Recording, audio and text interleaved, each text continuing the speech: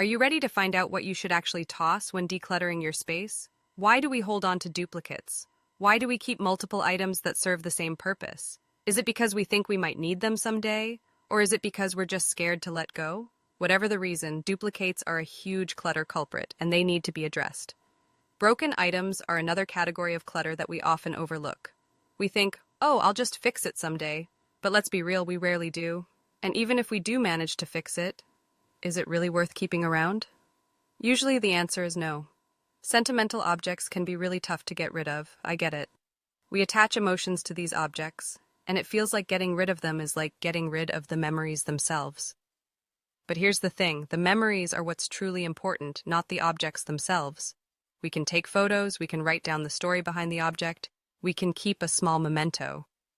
We don't need to keep the entire object to hold on to the memory. Perfectionism is another reason why we hold on to clutter. We think, if I get rid of this item, I'll never be able to replace it, and it'll be perfect.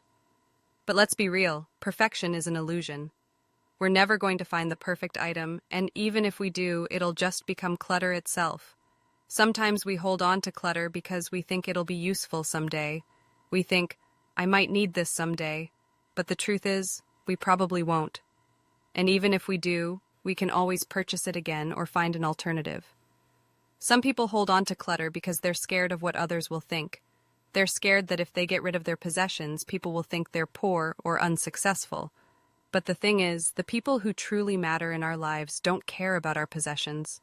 They care about us, about our well-being, about our happiness. Clothing is another major category of clutter that we often overlook. We think, I might wear this someday. But let's be real, if we haven't worn it in a year, we probably won't. And even if we do, it'll probably be out of style by then. Kindly hit the subscribe button for more decluttering videos like this, so that it also helps other people in need of it. Thank you. When it comes to decluttering, it's essential to start small. Start with one category of items, like clothes or books, and work your way up. Don't try to tackle everything at once because that'll just lead to burnout. Living in today's fast-paced world can be overwhelming, and one of the main reasons for this feeling of overwhelm is clutter. Cluttered spaces, cluttered minds, right? It's like the more stuff we have, the more anxious and stressed we feel. And that's exactly why decluttering and minimalism have become so popular in recent years. People are starting to realize that less is more, that living with fewer possessions can actually lead to a more fulfilling life. Minimalism is not just about getting rid of stuff. It's about creating space for what truly matters. It's about living intentionally, being more mindful of our consumption habits, and focusing on what brings us joy. So, if you're new to the world of minimalism, welcome. You're about to embark on a life-changing journey. But before we dive into the nitty-gritty of decluttering, let me ask you, have you ever felt like you're drowning in a sea of stuff? Like, you look around your room or your office and you're just overwhelmed by the sheer amount of clutter? Yeah, I've been there too. It's a suffocating feeling, isn't it? When we're faced with clutter, our initial reaction is often to freeze, to not know where to start or what to do. But the good news is that decluttering doesn't have to be a daunting task. With a little bit of guidance and some practical tips, you can start tackling that clutter and creating the space you've always wanted.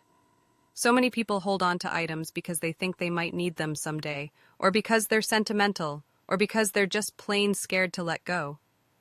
But the truth is, holding on to clutter is not doing us any favors.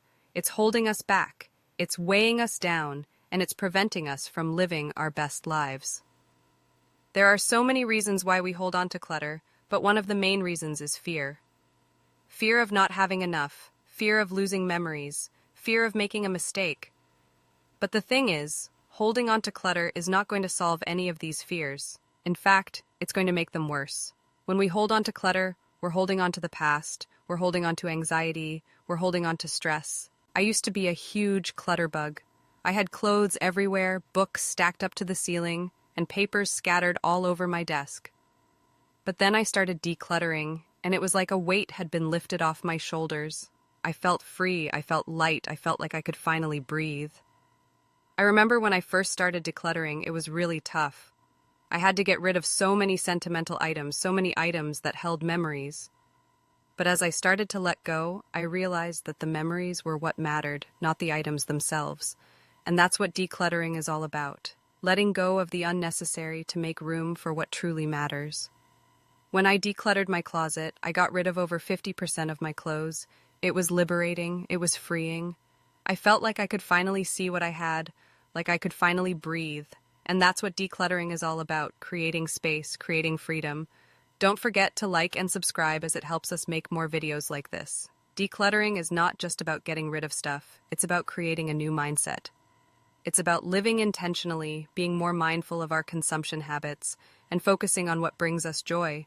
And that's exactly what I did. I started to focus on what brought me joy, on what made me happy.